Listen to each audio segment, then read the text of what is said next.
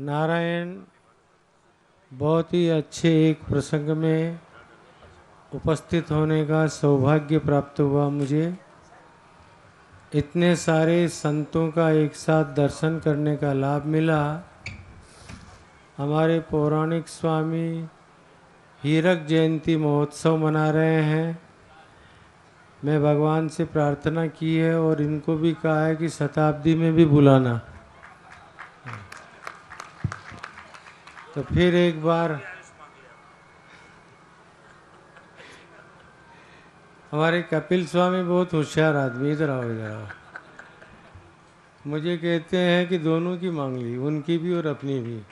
तो बात तो ठीक ही है। अभी अभी आप जो श्रीमद् भागवती कथा का श्रवण कर रहे थे, मैं जब आया था तब नृसिंहावतार का प्रसंग चल रहा था। एक छोटी सी बात बता करके और मैं आप लोगों से विदा लूँगा।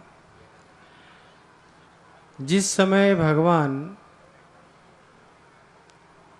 कोपावेश में थे, नृसिंह का उद्धार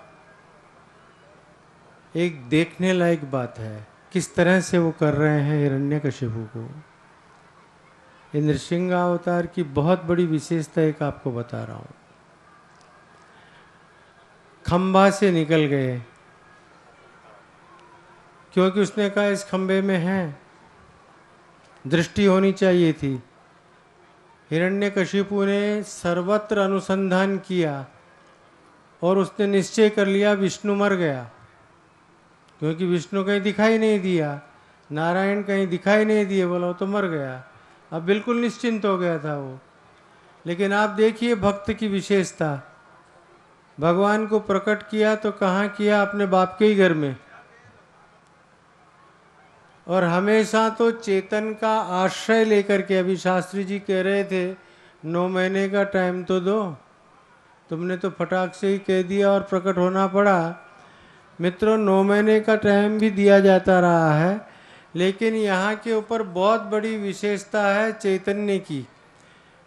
जिधर देखता हूँ तू ही तू नजर आता है, यानी चैतन्य हो या जड़ हो, उन सभी के अंदर जो सत्ता है वो परमात्मा की है। उस परमात्मा की सत्ता को सिद्ध करने के लिए वो जड़ स्तंभ में से प्रकट होकर के आ गए और उठा लिया हिरण्यकशिपु को। जो महत्वपूर्ण बात है उसे सुनिए ध्यान से।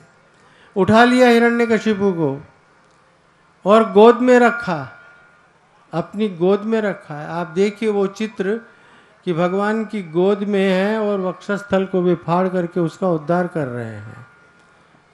भगवान की गोद में है वो। मैं जहाँ तक समझता हूँ आज तक कोई ऐसा खुश नसीब पैदा नहीं हुआ होगा जैसा कि हिरण्यकशिपु हुआ।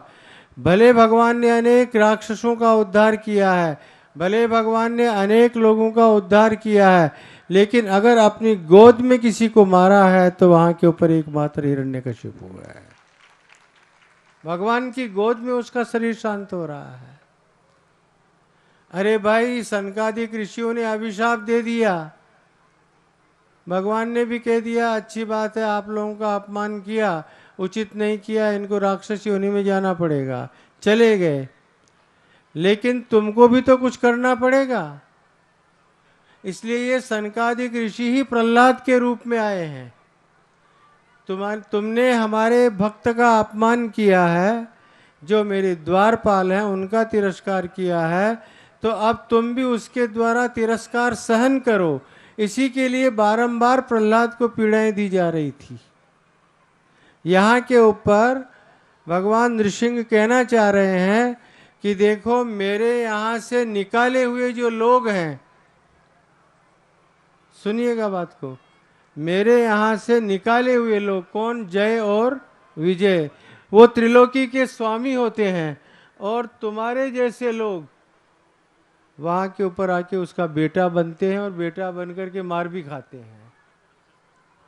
तब भगवान की जिस पर कृपा होती है ना मित्रों, वहाँ भगवान का ये अनुग्रह मानिए, वो जो भी करते हैं अपने भक्तों के लिए, अपने आश्रितों के लिए कल्याणकारी कार्य ही करते हैं। यहाँ पर हिरण्यकशिपु का उद्धार मेरी दृष्टि में एक बहुत महत्वपूर्ण कार्य है कि भगवान ने न जमीन पर न आकाश में तो कहाँ उसका उद्धार किया, अपनी गोद में।